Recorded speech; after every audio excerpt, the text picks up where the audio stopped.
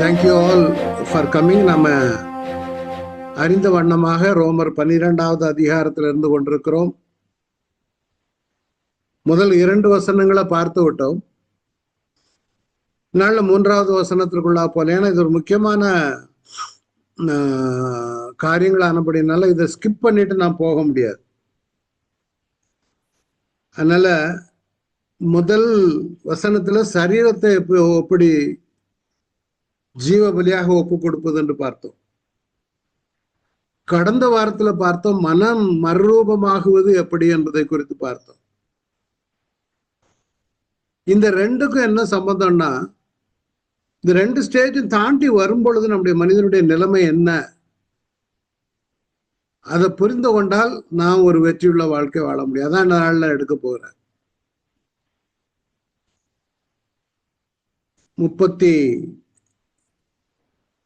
39வது பகுதியில் இருந்து கொண்டிருக்கிறோம்.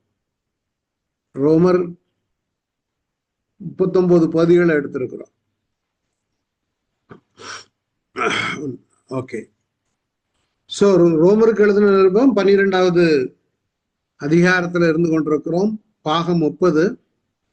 இன்றைக்கு விசேஷமாய் 3வது வசனத்தை பார்க்க போகிறோம். 12:3. இது மொத்தம் 5 பாகங்களாக 12வது அதிகாரத்தை பிரித்திருக்கிறோம். இங்க பாத்தீங்கன்னா முதல் 2 வசனங்கள் ஜீவ பலியாக ஒப்பு கொடுத்து மறுரூபமாகுவது கடந்த வாரம் பார்த்தோம். இன்றைக்கு பார்க்க போகிறது எண்ண வேண்டியதற்கு மிஞ்சி நீ எண்ணாதே. 6, 8, 6 to 8 முடிந்தால் பார்க்கலாம். அழைத்த அழைப்பின்படி நடந்து கொள். இப்போ கடந்த வாரம் பார்த்தோம் ஜீவ பலியாக ஒப்பு கொடுத்து மறுரூபமாகுங்கள். என்னன்னா இந்த பிரபஞ்சத்திற்கு ஒத்த வேஷம் தெரியாமல் தேவனுடைய நன்மையும் பிரியமும் பூரணமான சித்தம் என்னதென்று பகுத்தறியத்தக்கதா உங்கள் மனம் புதிதாகிறதுனாலே. See that you need to undergo deep transformation. நம்முடைய சிந்தனைகள் தேவனுடைய சிந்தனைகளுக்கு ஒத்து வர வேண்டும் என்று பார்த்தேன். உலகம் நம்மை இன்ஃப்ளூயன்ஸ் ஆயிடக்கூடாது. உலகத்துக்கு ஒத்த வேஷம் தரிக்காம நிறைய பேர் அதான் செய்து கொண்டிருப்போம். ஆலயமானாலும் சரி, வேலை ஸ்தலமானாலும் சரி, மற்றவர்களோடு நம்ம ஒப்பிட்டு பார்த்து நம்மை மாற்றிக்கொள்வோம். அது தவறு. தேவனுடைய சித்தம் என்ன என்பதை அறிந்து சொன்ன கடந்த வாரம் சொன்ன ஒரு தொடர்ச்சியாக தினமும் நாம முயற்சி பண்ணி வளர வேண்டிய ஒரு காரியம். டெய்லி மனம் புது. அதனாலதான் அடுத்தால சொல்லி இருக்கிறது பிரபஞ்சத்திற்கு ஒத்த. அதான் நம்ம பார்த்தோம். தேவனுக்கு என்ன பிரியம், இது பிடிக்குமா பிடிக்காதா, அவருடைய சித்தம் என்ன, இவைகளெல்லாம் ஒப்பிட்டு பார்த்து நம்ம செயல்படும் பொழுது நாம மறுரூபமாகுவோம்.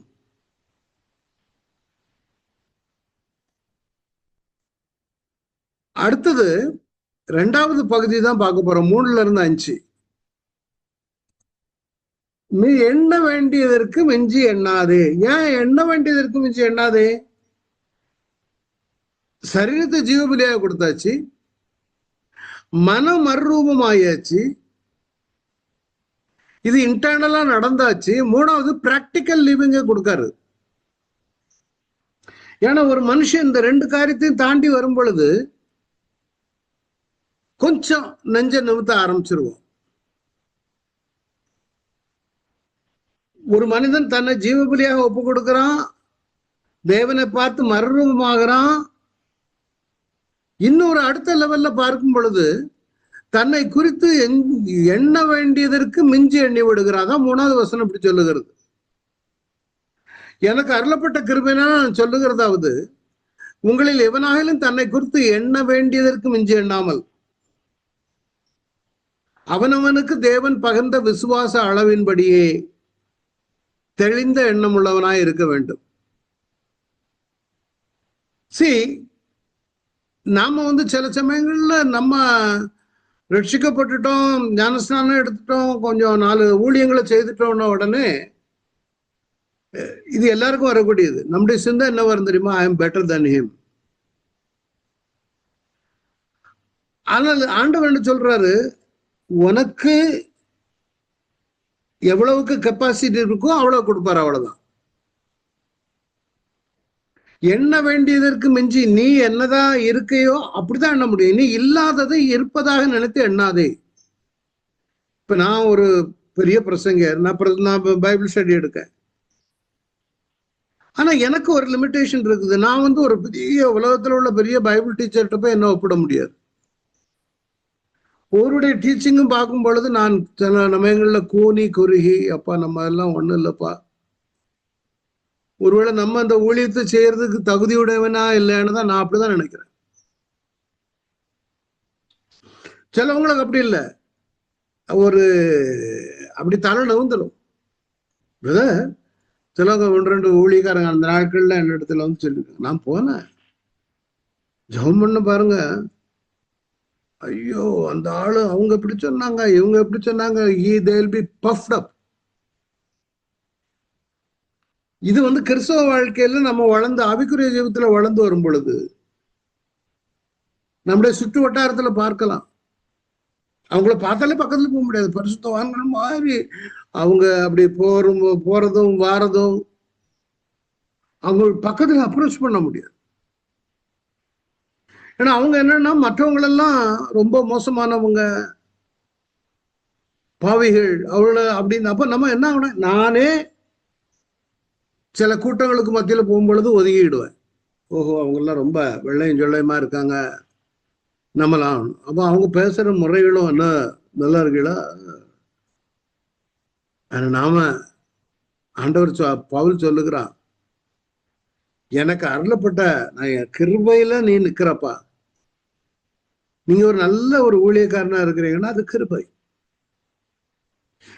தேவனுக்கு உங்களுடைய சரீரத்தை அர்ப்பணித்தீங்கன்னா கிருபை, ஏன்னா தேவன் அர்ப்பணித்தார். அடுத்தது நீங்க தேவனோடு ஒப்பிட்டு மனம் மறுரூபமானது தேவனுடைய கிருபை.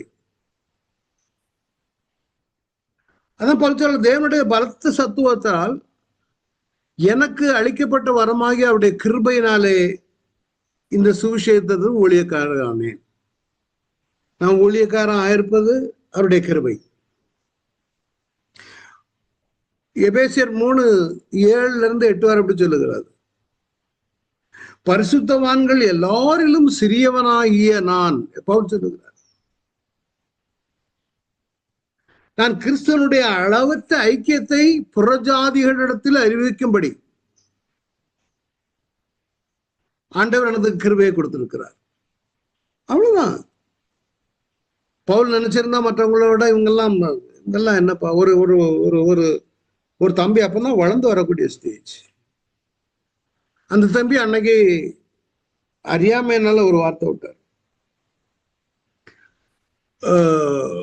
பாஸ்டர் பென்னிகின் அவருடைய மீட்டிங்கை நாங்க வீடியோ அப்பெல்லாம் கேசட் போட்டு பார்த்துக்கிட்டு இருந்தோம். அந்த காலத்துல பயங்கர கூட்டம், ஸ்டேஜ் எல்லாம் கூட்டம், உங்களுக்கு தெரியும். இந்த தம்பி ஒரு வார்த்தை விட்டார், இதெல்லாம் என்ன, நான் வர்றேன் பாருங்க, எனக்கு வரும் பாருங்க. ஏன்னா அவர் ஊழியம் பண்ணி அப்படி கொஞ்சம் பிரபலியம் ஆயிட்டு வரக்கூடிய ஸ்டேஜ். அது அறியாமல் செய்த ஒரு காரியம். ஆனா பவுல் எவ்வளவு பெரிய ஆளு, எனக்கு அளிக்கப்பட்ட வரமாகிய கிருபையினாலே இந்த சுவிசேஷத்திற்கு நான் ஊழியக்காரானேன். புறஜாதிகளுக்கு அவர் சுவிசேஷத்தை கொண்டு போறார். அதுவும் எதுக்கு, தேவனுடைய அளவிட்ட ஐஸ்வர்யத்தை அறிவிப்பதற்கு, புறஜாதிகளிடத்துல சுவிசேஷமாய். எனக்கு அவரை பற்றி, அவருடைய அளவற்ற ஐஸ்வர்யத்தை பற்றி எபேசியர் 3:7-8 வாசிக்கிற பாருங்க. எபேசியர் 3:7-8.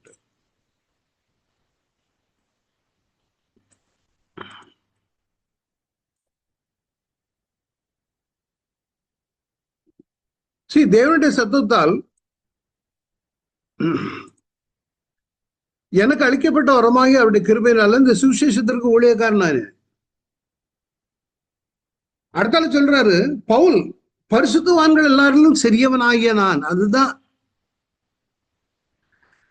நீங்க நிறைய பேர் இந்த இடத்துல ஊழியக்காரங்க நம்ம இருந்து கொண்டிருக்கோம். நிறைய ஊழியர்கள் நம்ம பைபிள் ஸ்டடில இருக்கிறவங்க மோஸ்ட்லி ஊழியம் பண்றீங்க. நான் I am really proud about it. ஆனா அந்த பவுல் நாம என்னுடைய ஆவிக்குரிய ஜீவிதத்தில் நம்ம ஒருபடி முன்னேறி செல்வதற்கு இவளை கற்றுக் கொடுத்து கொண்டிருக்கிறேன். பவுல் எவ்வளவு பெரிய ஊழியக்காரர், எவ்வளவு புத்தகங்களை எழுது. வேற யாராவது இவ்வளவு தூரம் பவுல் எழுதலைன்னா புதிய ஏற்பாடு நமக்கு பெரிய இதா இருக்கும். சுவிசேஷத்தோட நின்று இருந்தா இயேசுவோட நின்று இருக்கும். கிறிஸ்து வந்திருக்க மாட்டார். கிறிஸ்துவ பற்றியே தெரிந்திருக்க உயிர்த்தெழுந்த இயேசுவை குறித்து விலாபரியா கொண்டு வந்தது பவுல். அவ்வளவு பெரிய ஊழியக்காரன். அவ்வளவு பெரிய ஊழியக்காரனா இருந்தாலும் அவன் என்னதான் பாருங்க, பரிசுத்தவான்கள் எல்லாரிலும் நான் சிறியவனாகிய நான். இததான் நம்மகிட்டையும் உங்கள்கிட்டையும் எதிர்பார்க்கிறார். பெரிய ஆளுங்க போய்கிட்டு இருக்கட்டும், ஆனா அவன் என்ன சொல்லுகிறான் பாருங்க, பரிசுத்தவான்கள் எல்லாரிலும் சிறியவனாகிய நான். கிறிஸ்துவனுடைய அளவற்ற ஐஸ்வர்யத்தை புறஜாதியரிடத்தில் சுவிசேஷமாய் அறிவிக்கிறதற்காக இந்த கிருபை எனக்கு அளிக்கப்பட்டிருக்கிறது. அப்போ பவுல் பாருங்க, எண்ண வேண்டியதுக்கு மிஞ்சி எண்ணவே இல்லை. அவர் எண்ண வேண்டியதற்கு மிஞ்சி எண்ணவே இல்லை. அதான் நமக்கு எழுதுகிறார், தன்னை குறித்து எண்ண வேண்டியதற்கு மிஞ்சி. நீ உனக்கு லெவலுக்கு 10ன்னா நீ 18, 20 லெவலுக்கு போகாத. இல்ல பிரதர், எனக்கு அதெல்லாம் ஒவ்வொருத்தருக்கும் ஒரு அழைப்பு உண்டு. நாம அதுல கேர்ஃபுல்லா இருக்கணும். ஏனெனில் அடுத்தடுத்து வர்றார், நமக்கு ஒரே சரீரத்துல அநேக அவயவங்கள் இருந்து எல்லா அவயங்களுக்கும் ஒரே தொழில் இராது போல இப்ப மற்ற கிறிஸ்தவர்களையும் உள்ள கொண்டு வர்றார். நான் இதுல இருக்கக்கூடிய நம்ம எல்லாருமே கிறிஸ்துவுக்குள்ள ஒரே சரீரமா இருக்கும். ஒருவருக்கொரு அவயங்களா இருக்கிறோம். ஒருவேளை உங்கள ஒரு ஆளு வலது கையா இருக்கலாம், இன்னொரு ஆளு இடது கையா இருக்கலாம், இன்னொரு ஆளு காலா இருக்கலாம், கண்ணா இருக்கலாம். ஆனா உங்களுக்கும் எனக்கும் கொடுத்திருக்கிற விசுவாசத்தின் அளவு வித்தியாசம். நம்ம மத்தியில அங்க பிரதர் டெல்விஸ் இருக்காரு. அவர் வனாந்தரத்துல அங்க போய் கேம்ப்ல ஊழியம் செய்யறாரு. அதுக்குரிய கிருபை ஆண்டவர் கொடுத்திருக்கிறாரு. 1-2 பேர் சபை வச்சு நடத்துறவங்க இருக்காங்க, அதற்குரிய கிருபை ஆண்டவர் கொடுத்திருக்கிறாரு. இவ்வளவு கம்பாரிசனுக்கு இடமே கிடையாது. அதான் சொல்லுவாரு. நம்ம கொஞ்சம் அந்த மாதிரி ஆவிக்குரிய இதுல வளர்ந்த உடனே மிஞ்சின நீதிமானா மாறி விடுவோம்.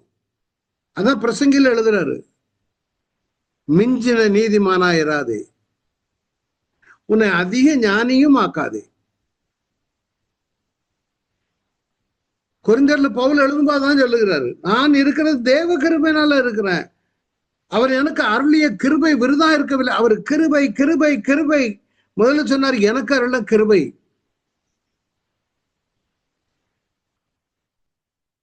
தேவன் பெருமை உள்ளவருக்கு எழுத்து நிற்கிறார். இசி நான் எல்லாரும் அதிகமா பிரயாசப்பட்டேன், ஆனால் நான் நல்ல என்னுடைய இருக்க தேவ கிருபை. அதனாலதான் கிருபையை சொல்றாரு, கிருபையினாலே நான் சொல்லுகிறது. அந்த கிருபையை விருதாக்க கூடாதுங்கிறது. நம்ம ஜனங்கள்ல கிருபை சுத்த கிருபைங்க. நான் உண்மைக்கு சொல்லித்தரேன்.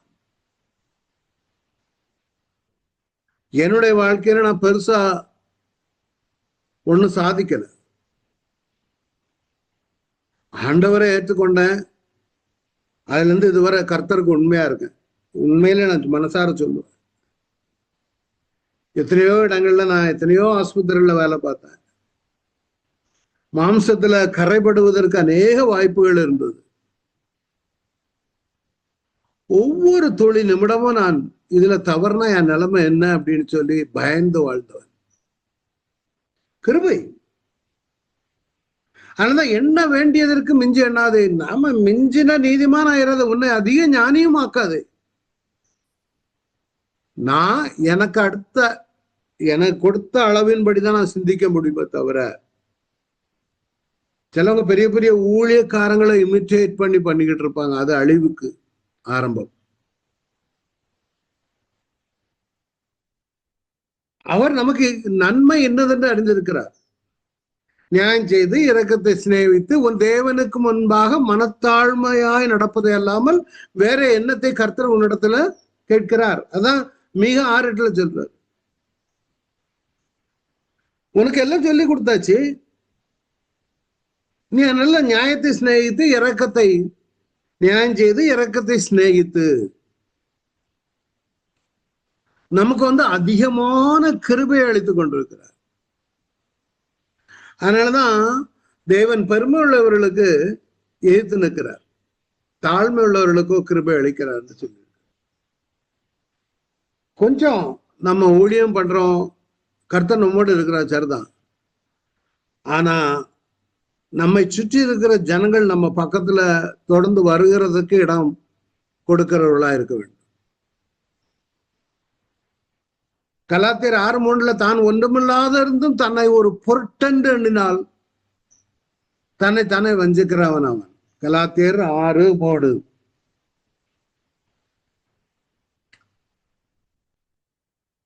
ஏன் சமயங்கள்ல நம்ம ஒரு ரொம்ப பெருசா எண்ணிக்கிடுவோம்.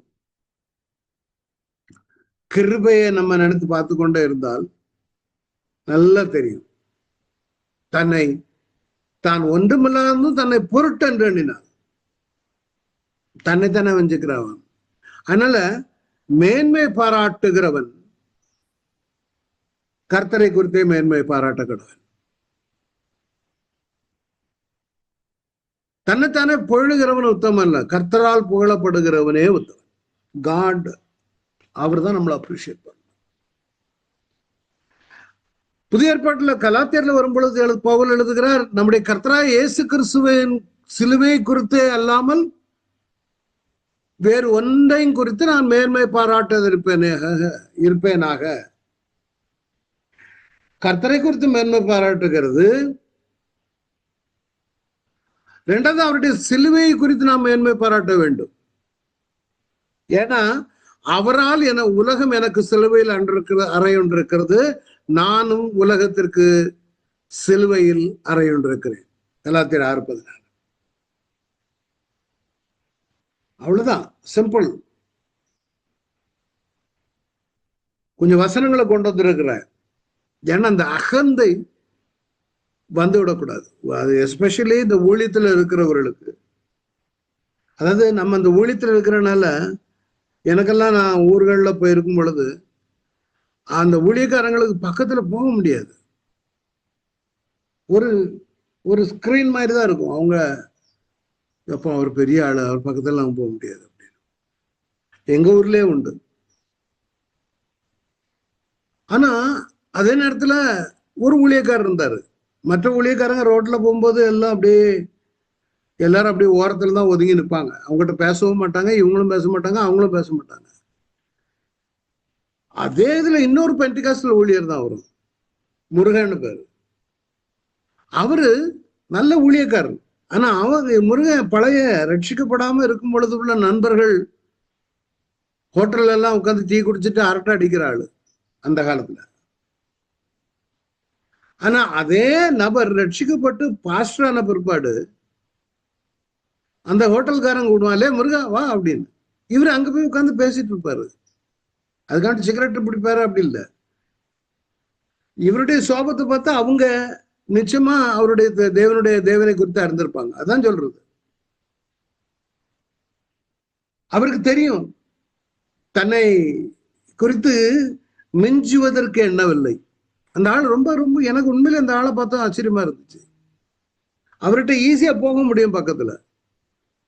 அதனாலதான் அழிவுக்கு முன்னானது அகந்தை, விழுதலுக்கு முன்னானது மனமேட்டுமை. இது எல்லாம் பிராக்டிக்கலா கிறிஸ்தவ வாழ்க்கையில மாத்திரம் இல்ல. சில இடங்கள்ல பாத்தீங்கன்னா சபைகள்ல பார்க்கலாம். கொஞ்சம் வெள்ளையும் சொல்லையுமா வந்தா அவங்களுக்கு ஒரு ஸ்பெஷல் இடம். அவங்களுக்கு கிடைக்கிற மரியாதையே வேற, இவங்க எதிர்பார்க்கிறது வேற. அவங்க போய் உட்காரும் போதே தெரியும் அப்படி ஒரு மனமேட்டிமையில. நான் சில சபைகளுக்கு செய்திகள் கொடுக்கும் பொழுது என்ன ஸ்டேஜில் உட்கார சொல்லுவேன். எனக்கு அதெல்லாம் பிடிக்காது. சில ஊழியக்காரங்களை ஸ்டேஜில் உட்கார வைக்கலன்னா கோபம் வந்துடும் அவங்களுக்கு. இது என்னத்துக்கு தெரியுமா? Pride goes before destruction. Hearty ஸ்பிரிட்னு போட்டிருக்கோம். அப்படி மனமேற்றுமையான ஒரு சிந்தை. இந்த பெருமை வரும்பொழுது நம்முடைய கண்களை குருடாக்கி விடும்.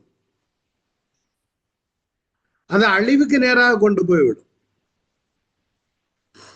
நம்ம நிறைய சபைகள்ல நம்ம பழகும் பொழுது நம்மளோட ஏழையா இருக்கலாம், பக்கத்துல அவங்க ரொம்ப ஏழையா இருப்பாங்க. சில குரூப்பிஸும் இருக்கு சர்ச்சைகளுக்குள்ளேயே. ஒரு சபையில நான் பார்த்துருக்கிறேன். என்ன பிரேயர், ஒவ்வொரு வீடா பிரேயர் சந்திக்க போகும் பொழுது கொஞ்சம் வசதி வாய்ந்த வீடுகளுக்கு போறதுக்கு கொஞ்சம் வசதி வாய்ந்த ஜனங்களை அனுப்புவாங்க.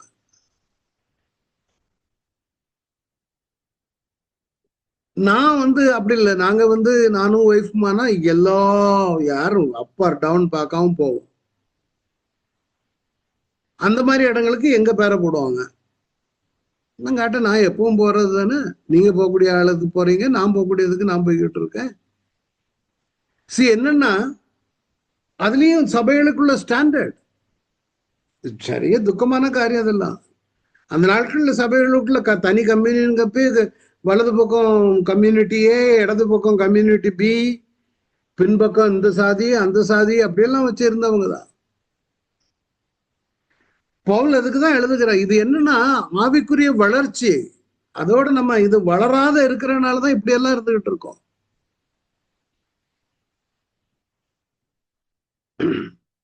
அவர் கிருபை அளிக்கிறார். அதனாலதான் ஒன்றையும் வாதினாலாவது வீண் பெருமையினாலாவது செய்யாமல் திரும்பியாதான் வருகிறது.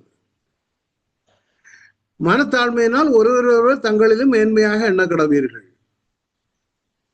அவனவன் தனக்கானவள் அல்ல பிறனுக்கானவளை நோக்குவான். கிறிஸ்து இயேசுவின் சிந்தையே உங்களில் இருக்க கடவுது. ஜனங்களுக்கு அந்த எண்ணமே வராது. வாதினாலாவது வீண் பெருமையினாலாவது சில காரியங்கள் பெருமைகள் தங்களுடைய வசதிகளை காட்டுவதற்கு எல்லாரும் நம்மள ஒரு பெரிய வசதி படைத்தவங்களா நினைக்கணும், அல்லது எல்லாரும் நம்மள ஒரு பெரிய புண்ணியவான நினைக்கணும், அல்லது எல்லாரும் நம்மள புகழணும். பவுல் எழுத பரிசுத்தவான்கள் எல்லாரும் நான் சரியவாங்கிறான். அவனை விடையா நம்ம பெரிய ஆளுங்க. அதனால அவர் அதிக கிருபை அளிக்கிறார். அதே யாக்கோபு 4ஆம் அதிகாரத்துல பாத்தீங்கன்னா அவர் அதிகமான கிருபை அளிக்கிறாரே. அதனால் தேவன் பெருமை உள்ளவருக்கு எதிர்த்து நிற்கிறார், தாழ்மை உள்ளவர்களுக்கோ கிருபை அளிக்கிறார் என்று சொல்லி இருக்கிறது. அதனால தேவனுக்கு கீழ்ப்படிந்தவர்கள் பிசாசுக்கு எதிர்த்து நில்லுங்கள். ஏன்? இந்த தாழ்மை இல்லாதவன்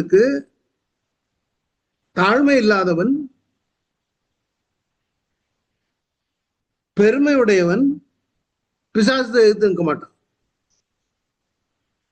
இல்லைன்னா இந்த தாழ்மை இல்லாதவனோ இந்த பெருமையுடையவனோ சாத்தானுடைய பிடியில இருப்பான். அதான் சொல்றேன், பிசாசுக்கு எதிர்த்து நில்லுங்கள், அப்படிதான் உங்களை விட்டு ஓடிப்போம். அப்ப நம்மளை விட்டு சாத்தான் ஓடி போகணுமானால் உங்களுக்குள்ளாக பெருமை இருக்கக்கூடாது, தாழ்மை காணப்பட வேண்டும். சபைகள்ல ரொம்ப முக்கியம். ஏன்னா எல்லாரும் எல்லார்ட்ட பழக மாட்டாங்க. அவங்களுக்கும் ஒரு லிமிட் வச்சிருப்பான். அவங்க எல்லாம் நம்ம ஹை ஸ்டாண்டர்டு, அவங்க லோ ஸ்டாண்டர்டு. இந்த ஸ்டாண்டர்டு தான் எல்லா சபைகளையும் கெடுக்கிறது. அப்ப பிசாசுக்கு எதிர்த்து நிற்கிறதுங்கிறது அர்த்தம் ஆண்டுடைய கிருபைக்குள்ளாக நம்ம இருந்து கொண்டே இருக்க வேணும். எங்கனாலும் எப்பனாலும் தேவனுக்கு கீழ்ப்படிய வேணும், பிசாசுக்கு எதிர்த்து நிற்க வேணும். அப்ப தேவனுக்கு கீழ்ப்படுகிறவனுக்குள்ளாக தாழ்மையும் பெருமைக்கு எதிர்த்து நிற்கிற காரியமும் காணப்பட வேணும்.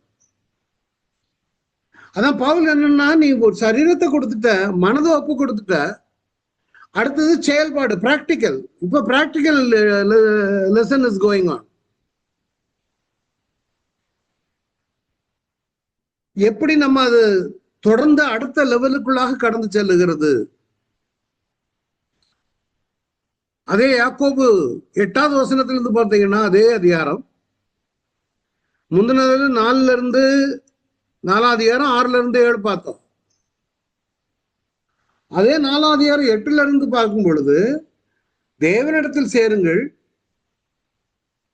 அப்பொழுது அவர் உங்களிடத்தில் சேருவார். அடுத்தது, உங்கள் கைகளை சுத்திகரியுங்கள். பிராக்டிக்கலா வாழும் பொழுது நம்முடைய கரங்கள், உன்னுடைய திராணிக்கு மேல உன் கையை நீட்டாத. அதாவது இந்த கரங்கள் சுத்திகரிக்கப்பட்ட கரங்கள். கரங்களை உயர்த்தி தேவனை மயமப்படுத்துவோம் ஈஸியா. இந்த கரத்தினால ஒருத்தன் தவறான செயல்களை செய்துட்டு போறான். திருடுறான், இந்த கை திருடிட்டு சபையில போய் கையை உயர்த்தினா. அடுத்தது, இருமனம் உள்ளவர்களே, 2 எஜமானுக்கு ஊழியம் செய்கிறவன். நிறைய பேருக்குள்ள போராட்டம் இதுதான். 2 மனசு, 2 எஜமானுக்கு ஊழியம் செய்வான், உலகத்துக்கும் தேவனுக்கும். அப்போ அவங்களுடைய இருதயம் பரிசுத்தமாகாது. இதெல்லாம் சின்ன சின்ன காரியங்கள், அப்படியே ஸ்கிப் பண்ணி போய்கிட்டே இருப்பாங்க. நீங்கள் துயரப்பட்டு துக்கித்தாளுங்கள், உங்கள் அழைப்பு துக்கிப்பாகவும் உங்கள் சந்தோஷம் சஞ்சலமாகவும் மறக்கிறது. யார் யாரு துக்கத்துல இருக்காங்களோ அவர்களோடு துக்கப்படுங்களதான். முக்கியமானது, கர்த்தருக்கு முன்பாக உங்களை தாழ்மைப்படுத்துங்கள், அப்பொழுது உயர்த்துவார். கரங்களை, இருதயங்களை, செயல்பாடுகளை. யோவான் 13:5 பாருங்க, இயேசு கிறிஸ்து போஜனம் கொடுக்க, போஜனத்துல கம்யூனியன், அவர் இயேசு கிறிஸ்ட போறதுக்கு முன்னால் நடக்கிற சம்பவம். போஜனத்தை விட்டிருந்து வஸ்திரங்களை கலத்தி ஒரு சீலையை எடுத்து அறையிலே கட்டிக்கொண்டு பாத்திரத்தில் தண்ணீர் வார்த்து சீஷருடைய கால்களை கழுவும் தாம் கட்டி கொண்ட சீலையினாலே தொடக்கினார். தொடச்சிட்டு அடுத்த வார்த்தை சொல்லுகிறார், ஆண்டவரும் போதருமாகிய நானே உங்கள் கால்களை கழுவினதுண்டானால் நீங்களும் ஒருவருடைய கால்களை ஒருவர் கழுவீர்கள். நான் உங்களுக்கு செய்தது போல நீங்களும் செய்யும்படி உங்களுக்கு மாதிரியை காண்பிக்கிறேன். அவர் தேவனிடத்திலிருந்து வந்தவர். He came from God. But அவரே சீஷருடைய கால்களை கழுகிறார். ஏன்? பேதுரு சொன்னா, ஐயோ நீரு எங்க காலை கழுவக்கூடாது, நீரு பெரிய தெய்வம். அப்ப ஆண்டவர் சொன்னாரு, உனக்கு என்னிடத்துல பங்கு இல்ல.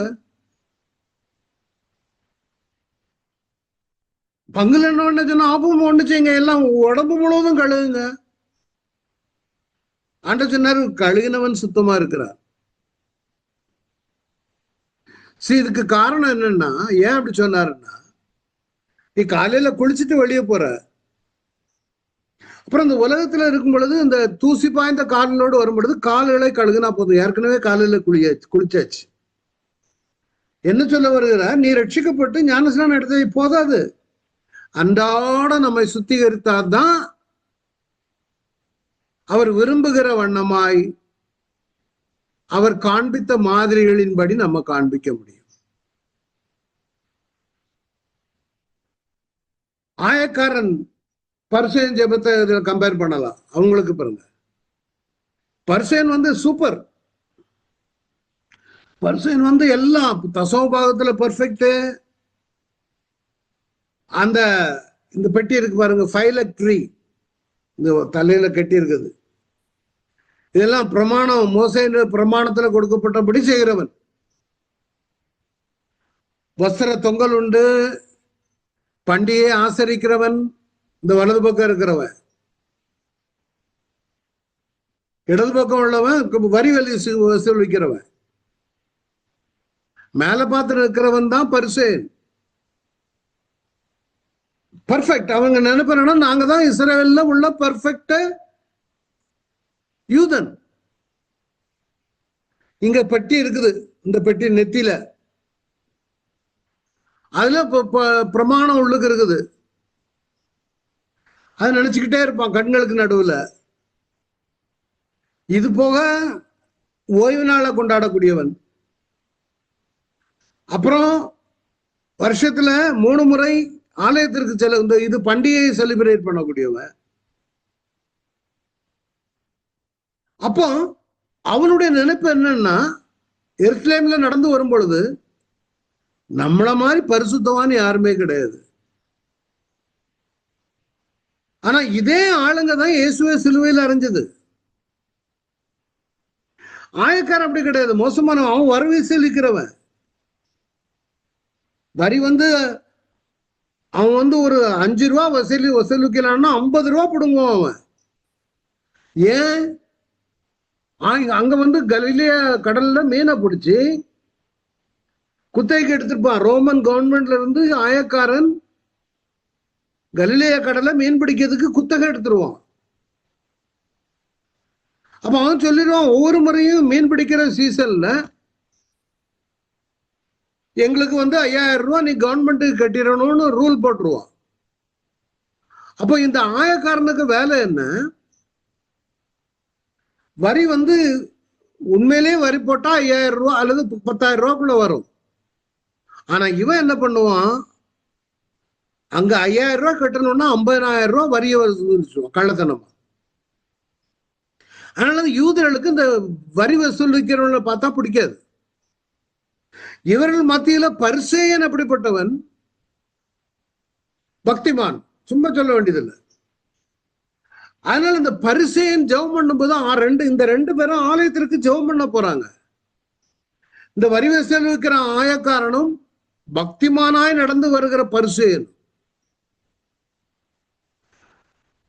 எண்ண வேண்டியதற்கு மிஞ்சி எண்ணுகிறது இதுதான். அவன் என்ன அப்படி போய் ஜெபம் பண்றான் பாருங்க. தேவனே, நான் பரிகாரர், அநியாயக்காரர், உபச்சாரக்காரர் ஆகிய மற்ற மனுஷரை போலவும். இவன் அங்க நின்றுட்டு,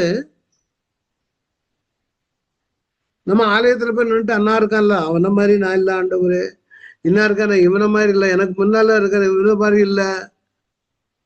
அடுத்தல பக்கத்துல அவனும் நிக்கான். யாரு? ஆயக்காரன். அவனுக்கு சுத்தி என்ன நடக்குன்னு தெரியல, கீழே குனிஞ்சு அழுதுகிட்டு இருக்கான். ஆனா பரிசேயன் என்ன சொல்றான், இந்த ஆயக்காரனை போலவும் இராதனால் உண்மை ஸ்தோத்திரிக்கிறேன். வாரத்துல 2 முறை உபவாசிக்கிறேன்.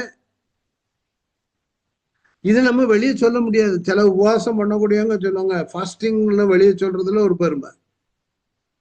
அதுன்னு சொல்றோம், நான் வாரத்துல 2 முறை உபவாசிக்கிறேன், என் சம்பாத்தியத்தெல்லாம் தசோபாகம் செலுத்தி வருகிறேன் என்று தனக்குள்ளே ஜெபம் பண்ணினான். தன்னை மற்றவர்களோடு கம்பேர் பண்ணி I am better than him. அவன் பார்வையில அவனுக்கு பெட்டர். எண்ண வேண்டியதற்கு மிஞ்சி எண்ணுவது இதுதான். நிறைய பேருக்கு அப்படிதான். தசோபாகம் கொடுத்த உடனே, அது தசோபாகம் கொடுத்துட்டு வந்த உடனே நினைப்பு என்னன்னா, ஆண்டவருக்கு பைசா கொடுத்தாச்சு, அவர் நிறைய நமக்கு தந்துருவாரு. தசோபாகத்தை கொடுத்துட்டு அதுக்கு பிறகு நூல் போட்டு அதுல இழுக்க, அதை மறந்துடணும் எவ்வளவு கொடுத்தா என்னதுன்னு. அது ஆண்டவருக்கு கொடுத்த பணம், ஒரு நபருக்கு கொடுக்கிற பணம் இல்ல. ஒரு சபைக்கு நான் அந்த நாட்கள்ல அபுதாபியில நிறைய சபைகள் எல்லாம் சேர்ந்து ஒரே இடத்துல இருக்கும், ஒரே கட்டடத்துல நிறைய சபைகள். அப்போ இந்த கட்டடம் கட்டும் பொழுது எல்லா சபையில் உள்ளவர்களும் டொனேஷன் கொடுப்பாங்க. அதுக்கு காமனா ஒரு பாஸ்டர் இருப்பாரு, ஒரு பெரிய பாஸ்டர். அவர் டொனேஷன் வாங்கி கட்டடம் கட்டிட்டு எல்லாருக்கும் ஒரே மாதிரி தான் அலாட் பண்ணுவாங்க. அப்போ நான் அந்த ஒரு மீட்டிங் போயிருக்கும்போது அந்த பாஸ்டர் சொல்றாரு, நீங்க நிறைய படம் கொடுத்துருக்கிறனால, இங்கிலீஷ்ல எப்படி சொல்ற, don't put hook on your money and try to manipulate me. The money you have given is for the Lord. நீ பணம் போட்டிருக்கிய, அந்த பணத்துக்குள்ள ஹூக்கு போட்டு இழுக்காத. அது தேவனுக்கு கொடுத்தாச்சு, அவ்வளவுதான், மறந்துரு. நாங்க எல்லாரையும் ஈக்குவலா தான் ட்ரீட் பண்ணுவோம். We did not demand from you. இவ்வளவு பணம் கூட உனக்கு தர்றேன்னு கண்டிஷன் கொடுத்திருந்தா அது வேற. It was an offertory. இவன் என்ன சொல்றான்? தசமபாகம் செலுத்தி வருகிறேன். சில சபைகள்ல எதிர்பார்ப்பாங்க, நான் இவ்வளவு அமௌண்ட் போட்டிருக்கேன் சபைக்கு, I have the right. No way. கொடுத்தன்னா அதோட மறந்துதான் இருக்கணுமே தவிர, அது தேவனுக்கு கொடுத்தது, மனிதர்களுக்கு கொடுத்தது இல்லை, மனிதர்களை பிரியப்படுத்த கொடுத்தது இல்லை. நமக்குரிய ஆசீர்வாதம் அந்த ஆண்டவர் கொடுப்பாரு.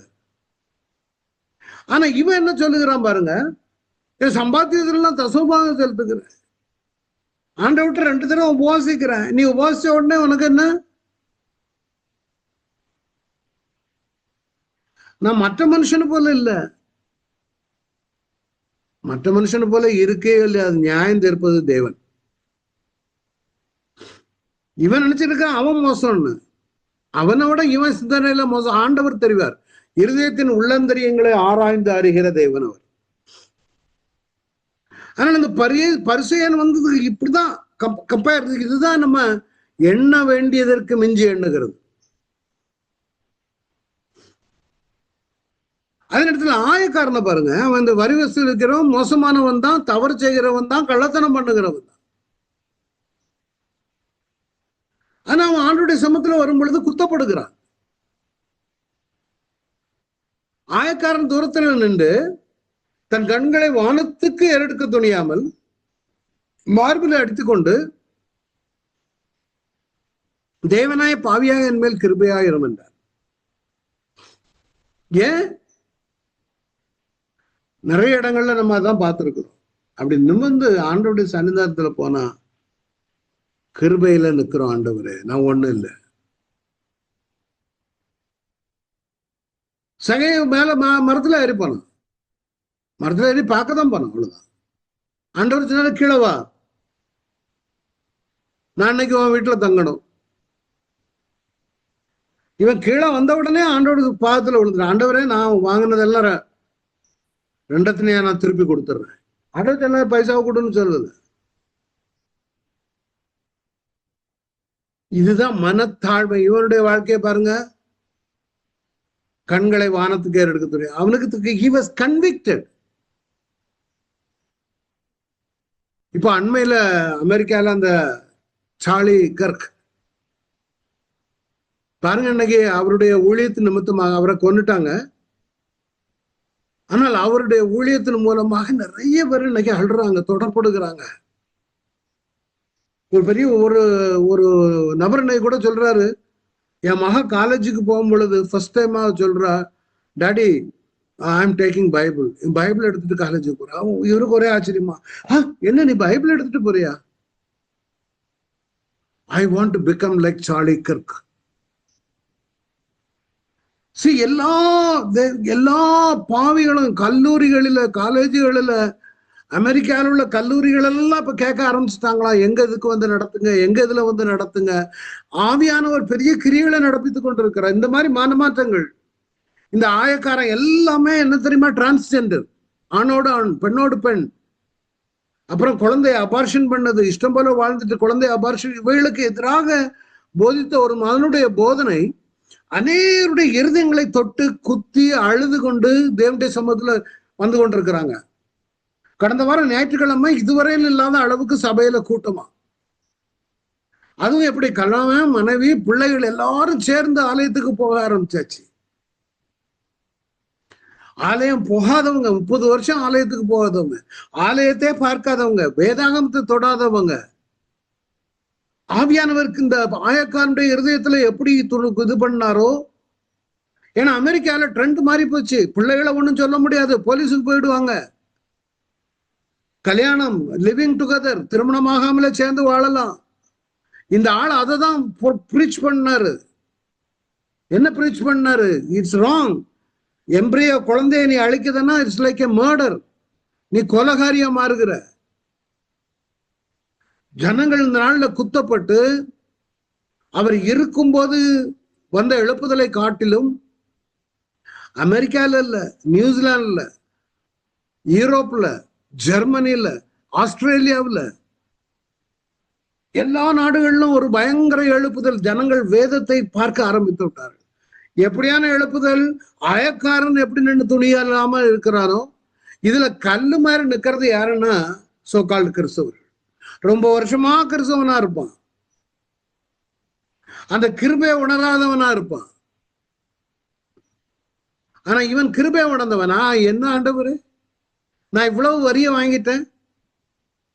சில நினைச்சிருப்பான், என்ன அவர் பெரிய ஆளு, அற்புதம்லாம் நடக்குது, அவரை பார்க்கணும்னா இவன் ஷார்ட் மரத்துல இருந்து பார்த்தா அவ்வளவுதான். He wanted to see him. ஆனா அவன் எதிர்பார்க்கல, இவ்வளவு கேடுகிட்ட என்ன அவரு கீழே இறங்கிவா உங்க வீட்டுக்கு வரேன்னு சொல்லுவாரு. That's what Jesus is. நம்ம ஒரு ஏழைய பார்த்துட்டு நான் உங்க வீட்டுக்கு வரேன்னு நம்ம ஈஸியா சொல்லிடுவோமா? அல்ல ஒரு குடிகாரனை பார்த்துட்டு நம்ம தான் சொல்லுவோமா? ஆனா ஆண்டவர் அப்படி இல்லை. அதனாலதான் இவனுடைய இருதயத்தை பாருங்க. அதனால அவன் அல்ல, யாரு பரிசேயன் அல்ல, இவனே நீதிமான் ஆக்கப்பட்டவனாய் தன் வீட்டுக்கு திரும்பி போனான் என்று உங்களுக்கு சொல்லுகிறேன். ஏனெனில் தன்னை உயர்த்துகிறவன் அவனும் தாழ்த்தப்படுவான், தன்னை தாழ்த்துகிறவன் உயர்த்தப்படுவான். இந்த ஆயக்காரனுக்கு நீதிமான் பட்டம் கொடுக்கறதுன்னா பிடிக்கல.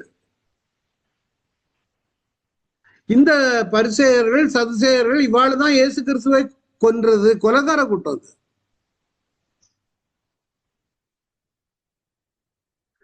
இன்னொரு வேதத்துல ஒரு எக்ஸாம்பிள் உண்டு. ஏரோது ராஜா, ராஜ வஸ்திரம் தரித்திருந்த ஏரோது ராஜா, இவன் தேவனுடைய மனுஷன் அல்ல. ஆனா அவன் எப்படி வஞ்சிக்கப்படுகிறான் பாருங்க. ஜனங்கள் சில சமயங்கள்ல இவன் ராஜ வஸ்திரம் தரித்து இருக்கான், இவனுக்கு எப்படி அழிவு வருது பாருங்க. ஏரோதுவை சிறைச்சாலையில அடைத்தவன் இவன் தான். ராத்திரியில தேவதூதர்கள் வந்து அவனை விடுதலையாக்கி சிறைச்சாலையிலிருந்து பேதுரு வழியே வந்தாச்சு. அப்போ பேதுருவை காணவில்லை. அந்த இதுல காவல் காத்து கொண்டிருந்த காவல்காரர்களை கொல்லுவதற்கு கட்டளை கொடுத்துட்டான். யாரு? இந்த ஏரோது ராஜா.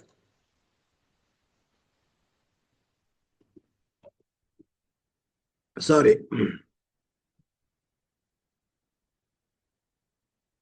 இந்த ஏரோது ராஜா இங்க இருக்கு பாருங்க. ஏரோது அவனை பேதுருவை தேடி காணாமற் போன போது காவற்காரரை விசாரணை செய்து அவர்களை கொலை செய்யும்படி கட்டளையிட்டு பின்பு யூதயா தேசத்தை விட்டு செசரியா பட்டணத்துக்கு போய் அங்கே வாசம் பண்ணனான். இவன் செசரியா பட்டணம் மேல இருக்குது இஸ்ரேல்ல.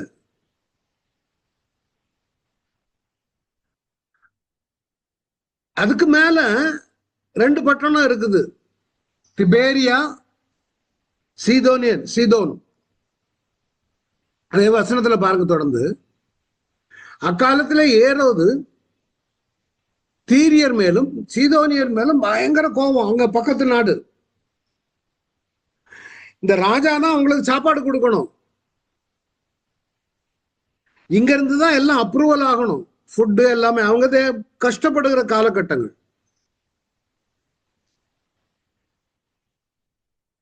இவங்க மேல பயங்கர கோபமா இருந்தபடினால அவங்களுக்கு போக வேண்டிய ரேஷன் போகல. ரேஷன் கடையெல்லாம் அடைச்சிட்டான்னு வைங்க. தங்கள் தேசம் ராஜாவின் தேசத்தினால் போஷிக்கப்பட்டபடினால. அப்ப அந்த தீரியரும் சீதோனியரும் வந்து ராஜாட்ட அங்க ஒரு பேலஸ்ல ஒருத்தன் வேலை பார்க்கான். அவன் பேரு பிளாஸ்து. அவன் ராஜாவுடைய வீட்டுல வேலைக்கு இருக்கான். ஒருவேளை ஃபர்ஸ்ட் செக்ரட்டரி, அவருடைய செக்ரட்டரியா இருக்கலாம். அவன்கிட்ட போய் சொல்றாங்க, யாரு? இந்த தீரியரும் சீதோனியரும், ஐயா ராஜாட்ட பேசி எங்களுக்கு வர வேண்டிய அந்த ரேஷனை வர சொல்லுங்க, நீங்க சொல்லி சமாதானப்படுத்தி எங்களுக்கு எப்படியாவது சாப்பாட ஏற்பாடு பண்ணுங்க. உங்களுக்கு ரெக்கமெண்டேஷன் போயாச்சு. இந்த நாள்ல குறித்த நாளில் ஏரோது ராஜா, இதே சமயத்துல ஏரோது ராஜா ஒரு பெரிய ராஜவசனம் தரித்து கொண்டு சிங்கத்துல உட்கார்ந்து இருக்காரு. இவர் பிரசங்கம் பண்ண ஆரம்பிச்சாச்சு. யாரு? ஏரோது ராஜா உட்கார்ந்து அவங்களுக்கு பிரசங்கம் பண்ணுகிறான். அப்பொழுது ஜனங்கள் இது மனுஷ சத்தம் அல்ல தேவ சத்தம் என்றார். இந்த ஜனங்கள் இந்த தீரியரும் சீதோனியரும் ராஜாவை போழ்த்தினாதான் உங்களுக்கு சாப்பாடு கிடைக்கும் சொல்லிட்டாங்க. ஐயோ இது இது மனுஷ சத்தம் அல்ல தேவ சத்தம், ஐயோ கடவுளே பேசுறாரு.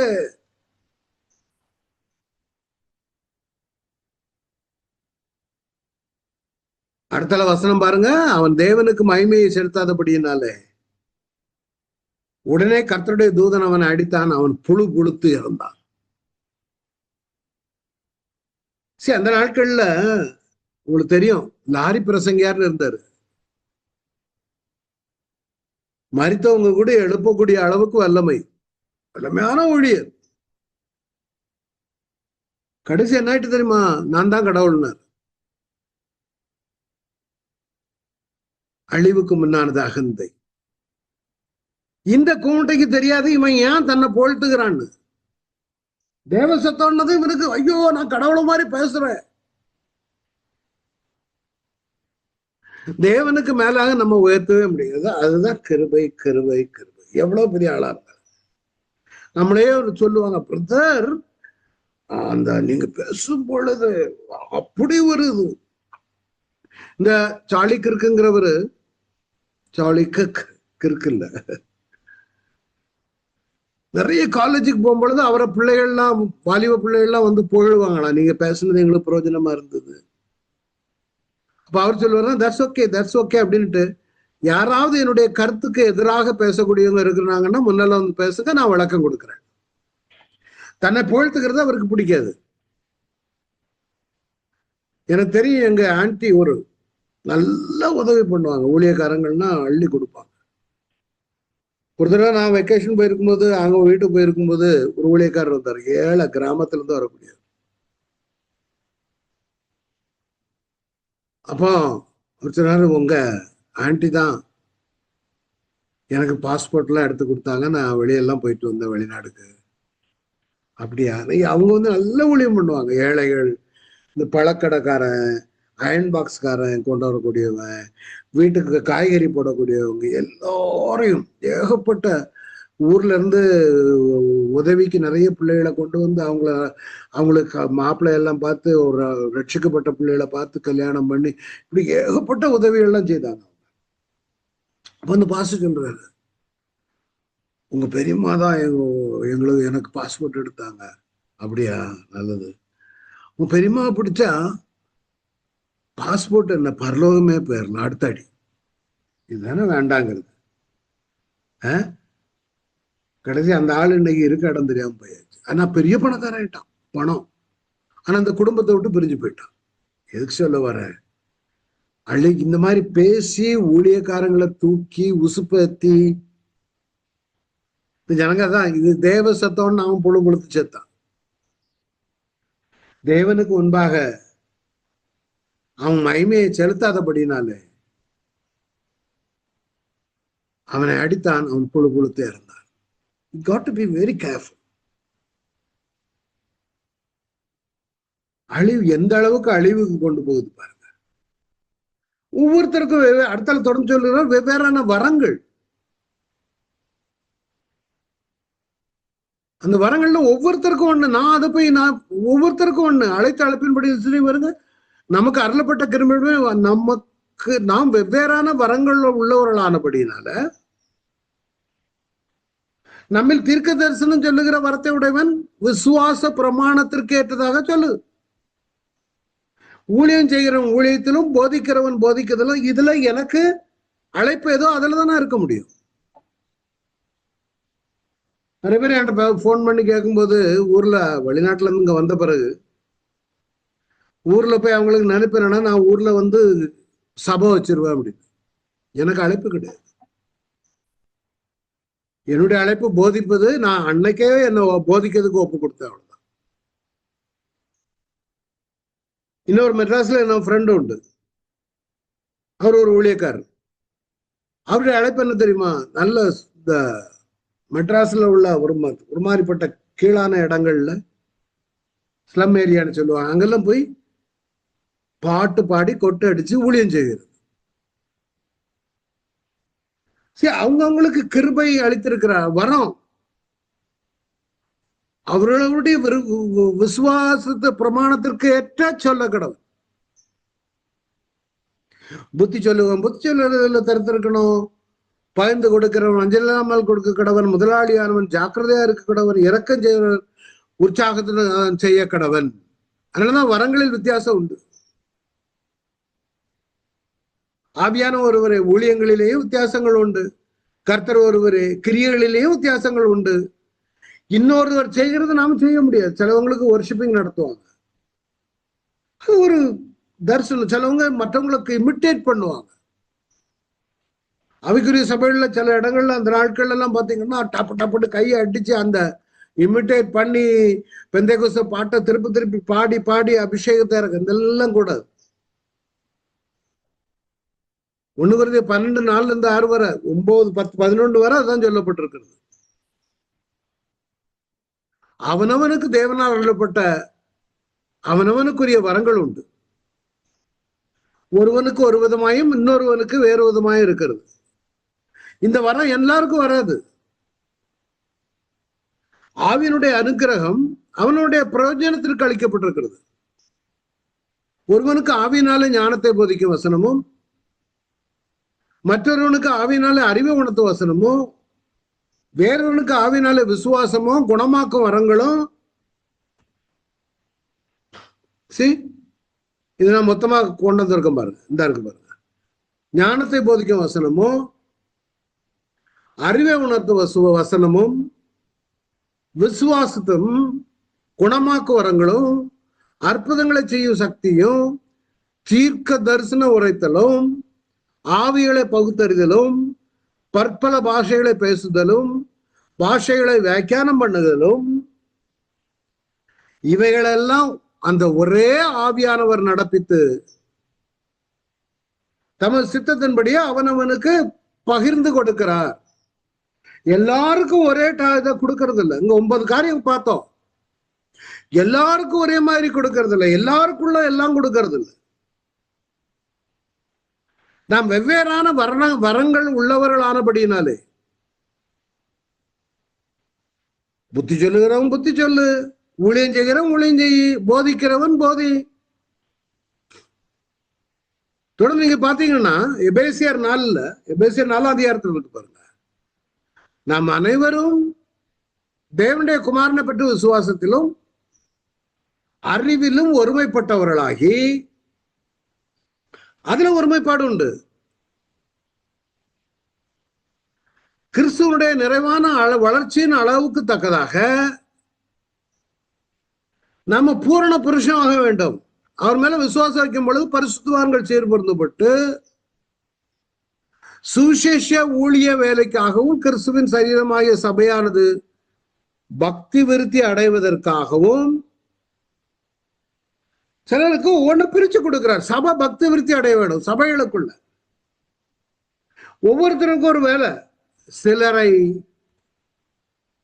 அப்போஸ்தலராகவும், சிலரை தீர்க்கதரிசிகளாகவும், சிலரை சுவிசேஷகராகவும், சிலரை மேய்ப்பராகவும் போதகராகவும் ஏற்படும்.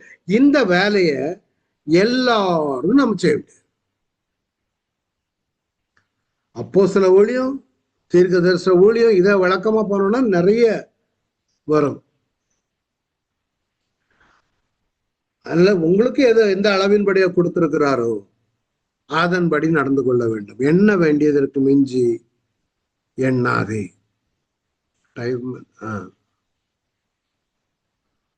அடுத்தது, அழைத்த அழைப்பின்படி நடந்து கொள். கர்த்தருக்கு சித்தமானால் அத அடுத்த வாரம் பார்க்கலாம். அப்ப என்ன தாழ்மை, அதான் எண்ண வேண்டியதற்கு மிஞ்சி எண்ணாதே. அநேக காரியங்களை பார்த்தோம். நம்மள அந்த மாதிரி உசுப்பேத்தி விடுவாங்க நிறைய பேர். உங்களை பிடிச்சா நடக்கும், அவர் தான் கிரேட்டு பிரதர், பயங்கரம் பிரதர். இந்த புகழ்ச்சிக்கு நாம அடிமையாயிட்டோ கூடாது, நம்மளும் மற்ற அளவுக்கு மீறி இது பண்ணக்கூடாது. அது அவனுக்கு அழிவுக்கு ஆரம்பமாகிவிடும். அதனால நம்ம கொடுத்த அந்த ஆயக்காரனை ஞாபகம் வைங்க. தசமபாகம் கொடுக்கீங்களா, கொடுங்க, மறந்துடுங்க. அது ஆண்டவர் கொடுத்தது. சிலவங்க நிறைய கொடுத்தா, நிறைய காணிக்க கொடுத்தா நிறைய நமக்கு ஆசீர்வதிப்பாரு. அவர் ஆசீர்வதிக்கிறாரோ இல்லையோ, அவர் செய்ய வேண்டிய நேரத்துல செய்வார். ஆனா எண்ணம் இதுல இருக்கணும், நீங்க போட்ட பணத்துல இல்ல, அவருடைய கிருபையில. இல்ல அவனோட நான் பரிசுத்தவனா இருக்கேன், நான் ஆனஸ்டான எடுத்துட்டேன், அது பண்றதில்ல இது பண்றதில்ல, அது நீ இருக்கியா இல்லையா, அது ஆண்டவர் கணக்கு. ஏன்னா ஒரு புதுசா ரட்சிக்கப்பட்டவங்களும் எனக்கும் உள்ள எதிர்பார்ப்பு அவருக்கு மேல இருக்கு. நீ 10-20 வருஷமா இருக்கடே, அவன் நேத்தா ரட்சிக்கப்பட்டு வந்திருக்கான். அதனால நீ அவனோட பெட்டர்னு கம்பேர் பண்ணதா. You need to be 10 years superior to him. அவனுக்கு மேல 10 வருஷம் நீ பரிசுத்தமா இருக்கணும். இருதயத்தின் உள்ளந்தரியங்களை ஆராய்ந்தறிகிற தேவன். அதனால நேத்து பார்த்து அந்தவனை பார்த்துக்கிட்டு தான் நம்ம என்ன பெரிய ஊழிய எல்லாம் கிடையாது. நம்மகிட்ட இருந்து ஆண்டவர் இன்னும் மேலான குவாலிட்டி எதிர்பார்க்கிறார். பவுல் அதான் ஞாபகங்க, பரிசுத்தவான்கள் எல்லாரும் நான் சிறிவன் பவுல் எழுதுகிறார். நம்ம அடுத்த லெவலுக்கு கடந்து போனோம்னா இந்த படியில நம்ம போய் தான் ஆகணும். சரீரத்தை ஜீவபலியாக கொடுக்க வேணும். 2வது மன மறுரூபம் வேணும். 3வது எண்ண வேண்டியதற்கு மிஞ்சி எண்ணாதே. நீ கலெக்டரா இல்லாத போது கலெக்டர் நினைக்காத, நீ டாக்டரா இல்லாத போது டாக்டர் நினைக்காத. மந்தாவுக்கு அவசியமே கிடையாது. எல்லாரும் ஜெபம் பண்ணும்.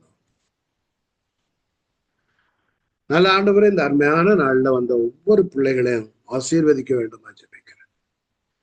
நாங்கள் எண்ண வேண்டியதற்கு மிஞ்சி எண்ணாதபடிக்க ஆண்டவரே, பயத்தோடு நடுக்கத்தோடு நாங்கள் வாழ எங்களை ஒப்பு கொடுத்து ஜெபிக்கிறோம்.